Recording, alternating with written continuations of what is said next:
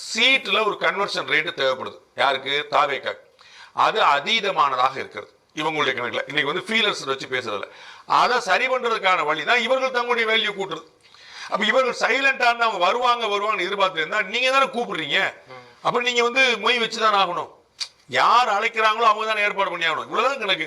அப்ப இவர்கள் தங்களுடைய பலத்தை கூட்டிக் கொள்வதற்கான தொடர் முயற்சிகளை ஏற்படுத்திக் கொண்டால் ஆட்டோமேட்டிக்கா தாவேக்காவோட வாக்கு குறையும், தாவேக்கா பற்றிய எதிர்பார்ப்பு குறையும். எளிமையான பதில் ஏற்கனவே பல முறை சொன்னேன். தாவேக்காக்கு இன்னைக்கு ஒரு 10-12% ஓட்டு வச்சு ஒரு பேச்சு 12% மினிமம் இருந்துச்சு. நாம் தமிழருக்கு ஒரு 8% ஓட்டு இருக்கு. இந்த 20% ஓட்டு இருக்கு யாருடைய ஓட்டு? டிஎம்கே வேண்டாம்னு நினைச்ச ஓட்டு தானே. அப்ப அது ஆப்வியஸா ஏடிஎம்கே தானே வந்திருக்கணும். நம்ம ஏற்கனவே பாஜக ஒரு 11% ஓட்டு இருக்குன்னு வச்சுக்கோங்க, வேண்டாம் 8 தான் இருக்குன்னு வச்சுக்கோங்க. இது 3 பேருக்கு 8 தான். இந்த 24% ஓட்டு யாருடையது? தாவேகா 8, நாம் தமிழர் 8, பாஜக 8 வச்சுக்கோங்க. இந்த 24% டிஎம்கே வேண்டாம்னு சொன்னவங்க தானே.